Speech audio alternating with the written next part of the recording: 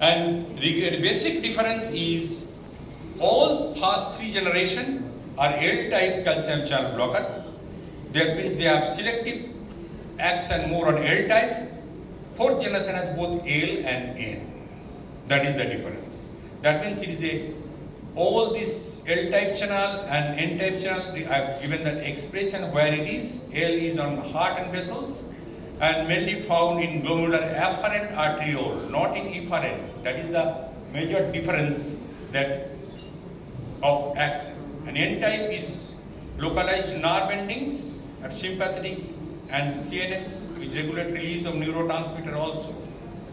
Now, limitation of L-type CCB, that is representative is amlodipine, induces reflex tachycardia, can increase cardiac events. Limitation of amlodipine is dilates mainly afferent arterioles, glomerular hypertension, proteinuria can increase. That's been shown by ARC study. That's a big multi-center, multinational study.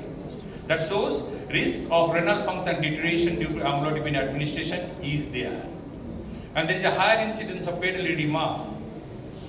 So blockage of N-type CCB and unique action of cilnidipine. So regarding this, a summary of this pharmacology. Cilnidipine has got vascular effect on kidney and effect on heart.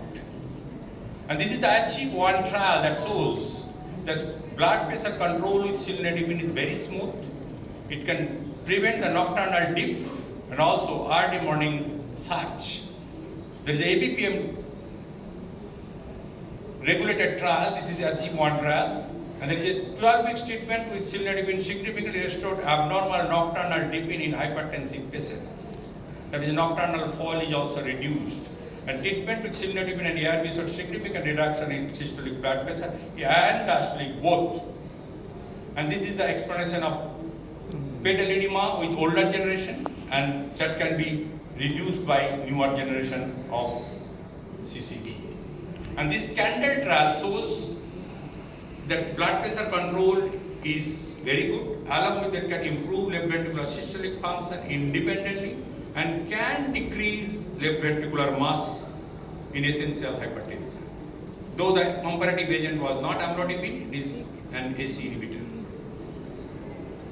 So dilatation of both afferent and efferent arteriole by cilnidipine is the unique one, and it can reduce the glomerular hypertension, and that effect will be histologically, and in the milieu, the change will be restoration of podocytes.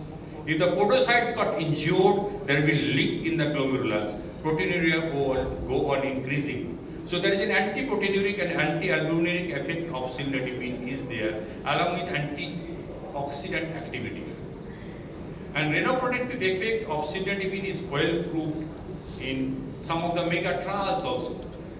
One of them is Carter study that shows the cilnidipine is superior to amlodipine in preventing progression of proteinuria in hypertensive patients. What is the problem in our patient also? And cilnidipine study, the same effect, and tactical study, renoprotective of cilnidipine. It is a very good trial involving good number of Asian people also. And this is there is a contribution of patients from India also, India, Sri Lanka, Bangladesh, all has participated in this tactical study. And that shows cilnidipine has greater renoprotective effect than amlodipine. They have not negated it. Amlodipine class effect is there. What the previous study also shows that only the cilnidipine is protective like that. But here they show the amlodipine is also class effect is there, but cilnidipine has got greater protective. So cilnidipine versus amlodipine in proteinuria, definitely I choose cilnidipine with the evidences. J-circle study there also shows the CKD progression is also very good with our new generation, and reduced uric acid metabolism is also got disturbed in hypertension because of much of cellular turnover going to increase. There is a chance of hyperuricemia even without other risk factors. Even after control of diet, it's an independent risk factor for hyperuricemia. That can be controlled with this newer generation consumption. So that's a very good effect. And another another thing, during dialysis, there is a chance of variability of heart rate and QT interval during dialysis. Because there is a sudden change in volume, there is a sympathetic activation during initiation of dialysis. Suppose 500 ml blood has gone out from my body and flowing through the circuit.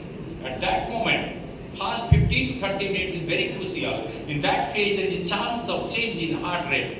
Patient may go into bradycardia if there is an autonomic dysfunction, can go into tachycardic state. And there is a change in QT interval also in that phase, and that phase is very important. It needs most of the hazards that happens in dialysis unit, any code blue or death, that is in the past 30 minutes. Past 30 minutes. And after termination of dialysis. In that phase, there is a chance of heart rate variability and QT interval changes and chance of arrhythmia and sudden death is there. And that can be prevented with sinanemide. Don't use alpha blocker and strong calcium channel blocker like nifedipine and amlodipine at least 6 to 8 hours before dialysis. Usually that warning given in most of the renal units also. So in summary, sinanemide and renal protection is oil proof, and they can, in addition, there is antioxidant activity, reduces uric acid level, and offer greater renal protection than your amlodipine. So with this,